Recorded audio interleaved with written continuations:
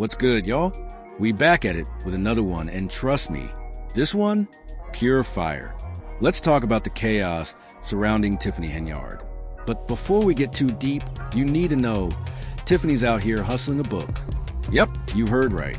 She dropped a whole book. And wait for it, she's charging $100. A full 100. For real. And let's be real, this thing probably has 3 pages total, a front and back cover, and a layout slapped together on Canva. Yet she's out here selling it like it's the next New York Times bestseller. Now, why is she doing this? Easy, sis is broke. She got booted from every position she had. No township supervisor check, no mayor's salary, no special perks. She went from pulling in nearly $300,000 a year to flat out zero. So now this overpriced book? That's her survival hustle. A quick cash grab. She knows jail is probably in her future. So she's stacking commissary money while she still can.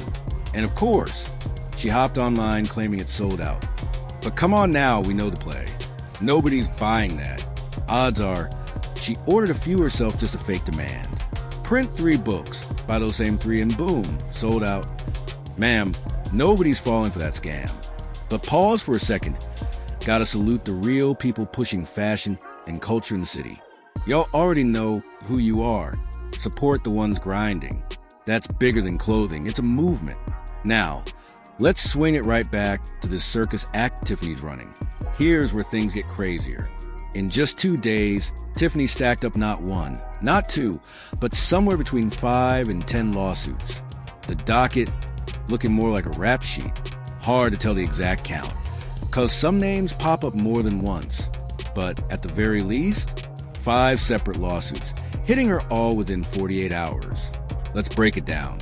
First up, the Dalton Professional Firefighters Association. If you remember this one from last year, it was a train wreck. A whole squad of firefighters pulled up to a village meeting saying, "We're not getting paid right." Money was coming out their checks, but never showing up where it should. No retirement, no insurance. They kept asking, "Where's the money going?" And all they got was silence. So what did they do? Filed a lawsuit. One firefighter, Adam Farrick, 10 years on the job, union rep for Local 3766, stepped up. He said most of the crew's too scared to speak out cause of retaliation. But even with that fear, they're filing complaints anyway. Those retirement deductions that were supposed to hit nationwide, not happening. On top of that, their health insurance is a mess. Premiums unpaid, claims denied, coverage lapsing. Straight up chaos. So, yeah, here we go again. Tiffany allegedly playing fast and loose with money like it's her hobby. But is anyone shocked?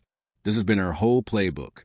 Step into office, spend wildly, dodge accountability. She's already known for treating taxpayer money like game show prizes, cutting checks without approval, burning cash nonstop. At one point, she spent nearly $50,000 in a single day on Amazon. Like, what are you even ordering? Do they have a luxury lace-front subscription we don't know about? And that's just a warm-up, because the mess only gets deeper. Buckle in. Next up, another lawsuit. This one from David Duval. If you've been following, you know the name. Duval was the fire department's union head until Tiffany decided he had to go.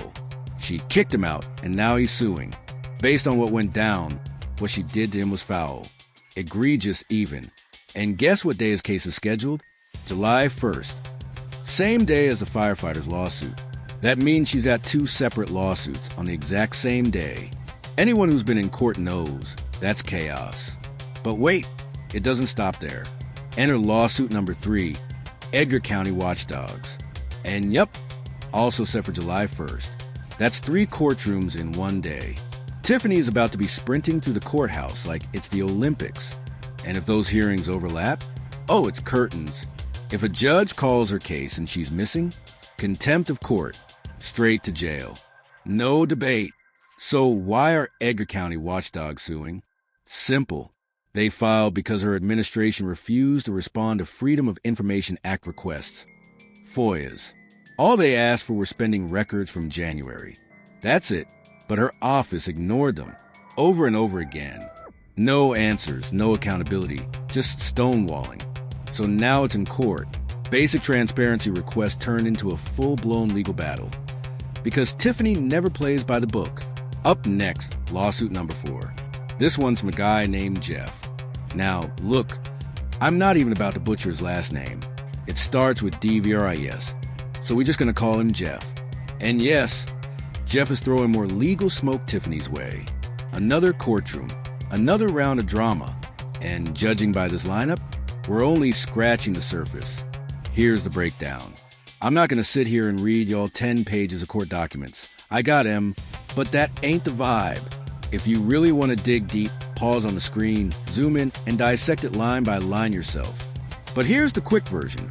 This one ties back to Tag Group Investments. So apparently, there's a woman in Dalton who owns a bar/restaurant. She did everything by the book, filed for her liquor licenses, checked every single box, followed the rules, and a judge even ordered Tiffany to approve them months ago, back in November or December. But Tiffany straight refused, didn't sign, just ignored it. Boom, another lawsuit. That makes number 5. And this case has already touched the Cook County courtroom 3 separate times this year. But this time, the owners walked out with 2 of the 3 licenses they were promised. And Tiffany? She walked out slapped with a contempt of court charge. The woman behind that suit is Tiffany Kamar, who runs St. Patrick's Restaurant and Banquet Hall on Lincoln Avenue. She should have had her licenses months ago, but the judge had to set a hard deadline, sign them by 5 p.m. Thursday. And did she? Of course not. She waited till Friday, slid into court, did the bare minimum, dodged questions with weak answers, and the judge hit her with indirect criminal contempt. Now, she didn't get cuffed that day, but make no mistake, the warning was crystal clear. And this right here is exactly why checks and balances matter. Nobody should hold that much unchecked power. She was mayor and liquor commissioner at the same time. That's like being the referee and the player. If she didn't like you, your business was done. No appeal, no oversight, just Tiffany's ego calling the shots. And honestly, are we shocked? This is Illinois. Corruption is practically a state tradition. From Al Capone back in the day to modern politics, shady dealings run deep here. LA got celebrities. New York got Yankees. Illinois got crooked politicians. So this whole saga fits the pattern perfectly. The only surprise is how long it took for somebody to finally check her. Tiffany, let's keep it a buck. You were wrong. Dead wrong. And now, every dirty move is catching up with you. This isn't a little slap on the wrist. It's a storm. And you better prepare yourself. Take out the weave. Forget the luxury perks. Start doing push-ups, 'cause where you're headed ain't no VIP section. It's cold. It's rough. It's real. You won't be in charge anymore. You won't be barking orders. And truth be told, I don't think you're built for what's coming. You talk big, but without that title in front of your name, without the power, the perks, I don't see you surviving that grind. Not like that oh yeah, Tiffany. This disaster is yours. You built it, you fueled it, and now it's crashing down fast. You disrespected people. You abused your position. And now, the whole thing's collapsing. Anyway, that's all I got for now. Make sure you hit that like button, smash subscribe, and drop a comment with your thoughts. What stories y'all want to see next? I read them all. I respond for real. Stay safe, stay sharp, and remember, the streets are always watching. Always. And one last thing, support your people.